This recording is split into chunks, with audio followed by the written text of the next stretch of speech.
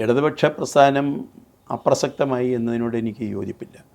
Shri NS മാധവൻ്റെ ഇന്നലത്തെ statement പുസ്തകോത്സവത്തിൻ്റെ വേദിയിൽ പറഞ്ഞ കാര്യം മാധ്യമങ്ങളിൽ കൂടി ഞാനും വായിച്ചു.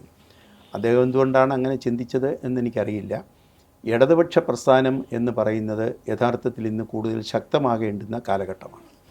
ആ ശക്തമാകുമ്പോൾ ഇടതുപക്ഷ പ്രസ്ഥാനത്തോടൊപ്പം പഴയ നിലയിലല്ല, ഇടതുപക്ഷ പ്രസ്ഥാനം മാത്രമായിട്ടല്ല, അതിനോടൊപ്പം ചേർക്കേണ്ടുന്ന നിരവധി സഖ്യശക്തികളെ കൂടി നമ്മൾ കണ്ടെത്തേണ്ടതായിട്ടുണ്ട്.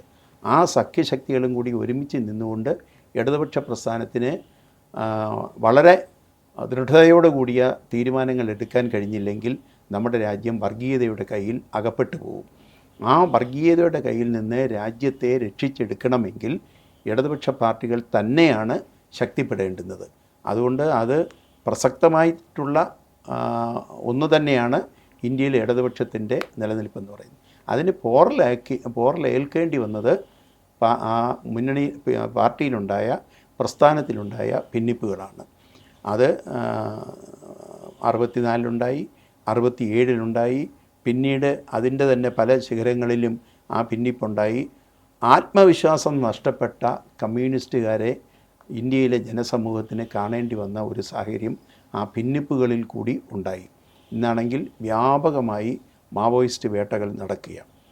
ജനാധിപത്യത്തിൻ്റെയും മനുഷ്യാവകാശ ലംഘനത്തിൻ്റെയും തുടർ കഥയാണ് ആ മാവോയിസ്റ്റ് വേട്ടകളിൽ കൂടി കേന്ദ്ര ഗവൺമെൻറ് ഇപ്പോൾ എഴുതിക്കൊണ്ടിരിക്കുന്നത്.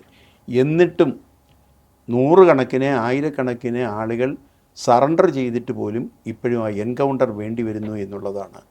അപ്പം ഇടതുപക്ഷത്തിന് പ്രസക്തിയുണ്ട്, ഇടതുപക്ഷ ആശയങ്ങൾക്ക് അതിലേറെ പ്രസക്തിയുണ്ട്, പ്രസ്ഥാനത്തിനും പ്രസക്തിയുണ്ട്, ആശയത്തിനും പ്രസക്തിയുണ്ട്. അത് കുറച്ചുകൂടി കേന്ദ്രീകരിച്ചുകൊണ്ട് കൂടുതൽ ആളുകളെ യോജിപ്പിച്ചുകൊണ്ട് വർഗീയതയ്ക്കെതിരായിട്ടുള്ള പോരാട്ടത്തിലേക്ക് കൊണ്ടുപോകാൻ നമുക്ക് കഴിയണം എന്ന് മാത്രമേ ഉള്ളൂ എന്നാണ് എനിക്ക് തോന്നുന്നത്.